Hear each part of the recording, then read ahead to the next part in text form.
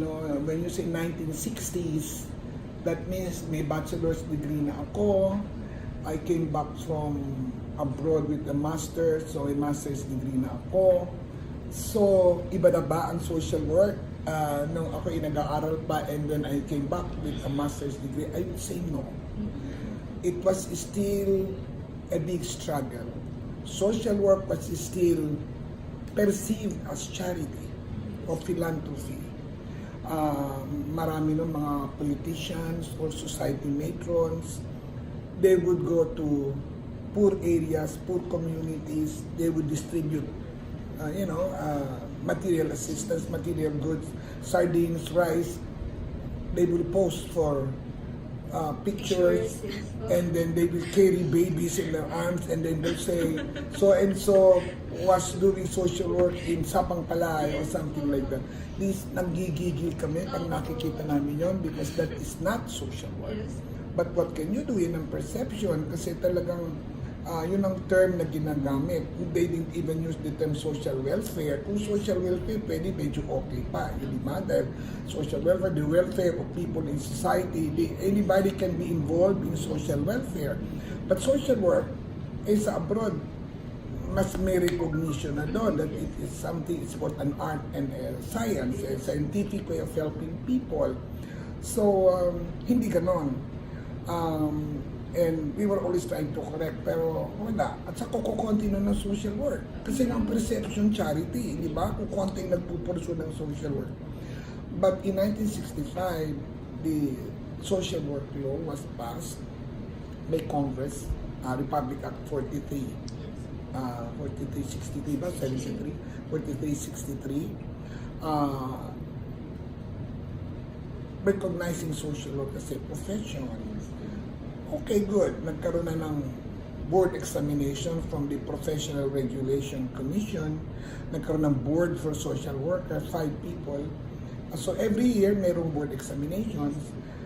Well, that was good because a little recognition, pero hindi pa din sapat upang talagang maintindihan at ma-appreciate kung ano talaga ang social work. It's a profession that involves the use of knowledge and skills in working with people.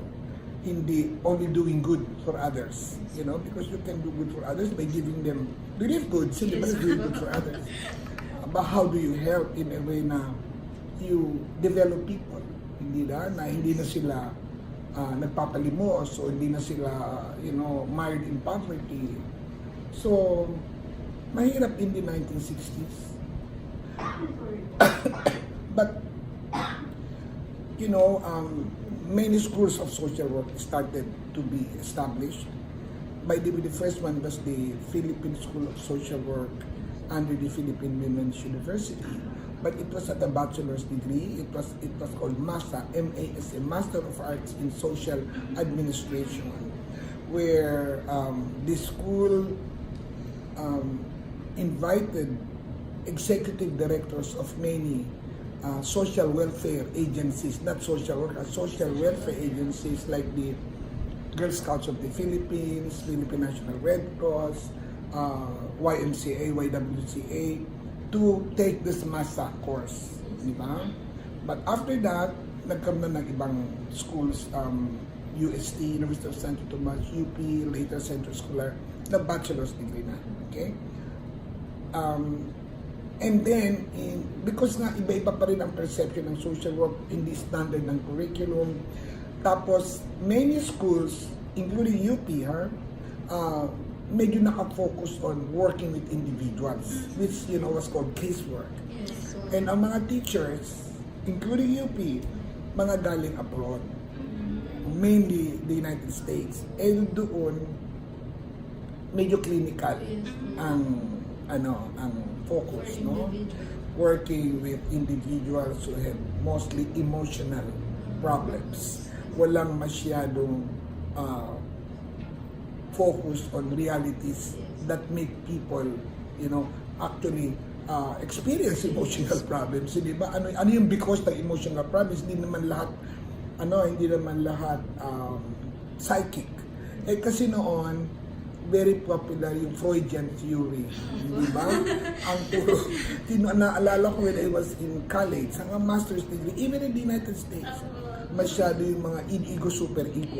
Puro mga ganun-ganon, yung mga personality theories na, okay, masyadong ganon. Hindi masyadong tinitingnan yung reality sa mga society, the environment, and how these affect people. What the psychosocial problems that are created because of the social environment. So ganon, and finally in 1967, nagkaisa yung mga schools offering social work and the Department of Education, the UNICEF, with help from UNICEF, pati yata NEDA was involved. We had the first national workshop on social work education.